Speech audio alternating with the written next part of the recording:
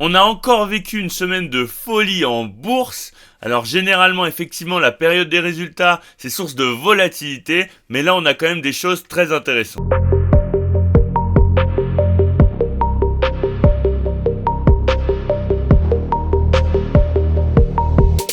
Mais avant de commencer, je vous remercie parce qu'il y a de plus en plus de spectateurs réguliers sur les vidéos. Donc c'est ça qui fait que la chaîne croît. En revanche, il y a plus de 50% d'entre vous qui n'êtes pas abonnés. Alors n'hésitez pas à vous abonner si vous voulez soutenir la chaîne. Pour Starbucks, c'est un petit peu mitigé. Alors effectivement, on a un chiffre d'affaires qui est en hausse de 8% avec un record qui s'établit à 9,4 milliards de dollars. En revanche, on a des ventes dans les magasins qui augmentent de 5% contre 7% attendus. On a aussi plus 7% à l'international contre 12% attendus. Donc vous voyez que globalement, on est quand même en dessous des attentes du marché. En ce qui concerne le bénéfice par action, on a une hausse de 22%, ce qui est largement supérieur à l'année passée, mais en revanche, on est en dessous des attentes du marché. Et vous voyez que, en termes de graphique, on était un petit peu hésitant cette semaine en bourse. Ensuite, on a Apple. Apple, c'est une société qui fait face aux mêmes difficultés que pour le trimestre précédent, c'est-à-dire des tensions économiques, de l'inflation, une production qui peut être fluctuante et une hausse des prix des composants. Donc l'enjeu pour la société, c'est de mener sa barque malgré tous ces éléments. C'est le cas pour beaucoup de sociétés à l'heure actuelle. Et pour une société comme Apple, ça peut avoir de gros impacts. Finalement, on a un peu l'impression que la crise, elle épargne Apple avec une hausse du chiffre d'affaires de 2,07% sur une année et un BPA, un bénéfice par action de 2,18 dollars qui est en hausse de 13% sur un an. Maintenant, à l'heure où je tourne la vidéo, on est dans l'attente de la réaction du marché qui va ouvrir incessamment sous peu. Mais globalement, les résultats ils sont supérieurs aux attentes. Pour Google, on a du positif, mais on a aussi du négatif. On a un chiffre d'affaires qui est en hausse de 13% au quatrième trimestre, ce qui est supérieur aux attentes. Donc là, on a un point positif. En revanche, sur l'année, on a une augmentation de 10% contre 14% l'année précédente. En termes de croissance, pour le secteur du cloud, on a une croissance de 26%. Sachant que le cloud, il n'avait pas répondu aux attentes au dernier trimestre, donc il y avait eu une sanction du marché, je ne sais pas si vous vous souvenez, et là on a une baisse de 9% de la marge d'exploitation pour ce secteur, donc c'est toujours pas positif. En termes de BPA, de bénéfices par action, on a une hausse de 27%, ce qui est supérieur aux attentes et largement supérieur aux chiffres de l'année passée. On a des recettes publicitaires qui n'atteignent pas les attentes, ça c'est lié à la conjoncture économique, les publicités actuellement sont moins rentables qu'à une époque.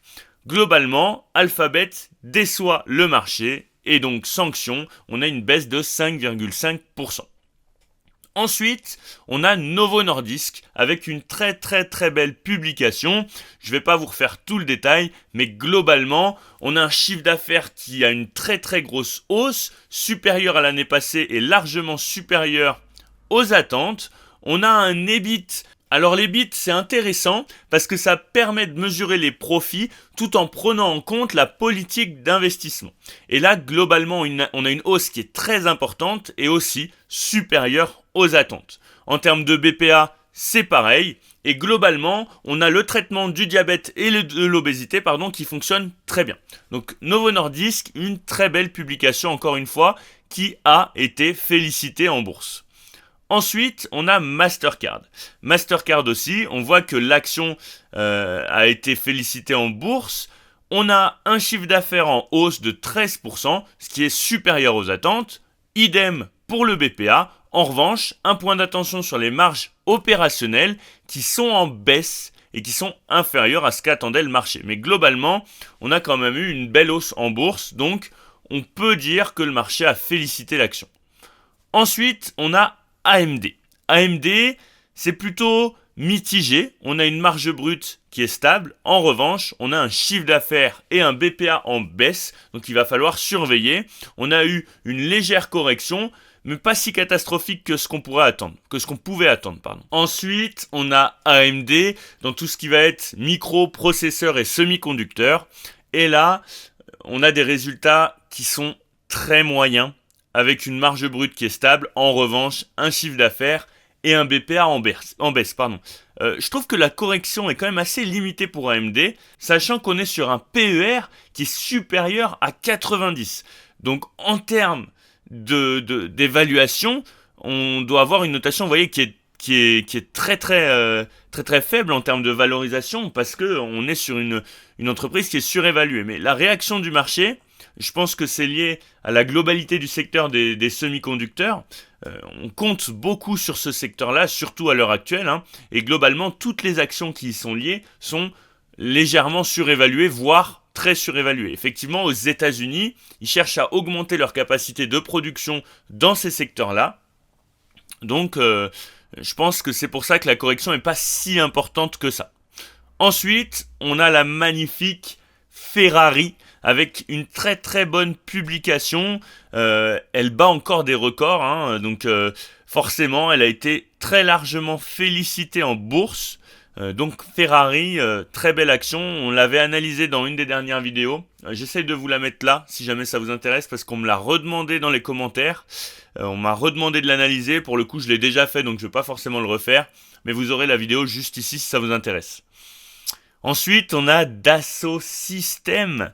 Dassault Systèmes qui avait eu une très belle évolution sur les 3 derniers mois avec une hausse de 40%. Et comme vous le voyez, on a tout de suite été sanctionné par les résultats de l'entreprise qui sont largement en dessous des attentes, avec un bémol sur la rentabilité. On a un BPA qui est ressorti à 3%, largement en dessous des attentes moyennes des analystes.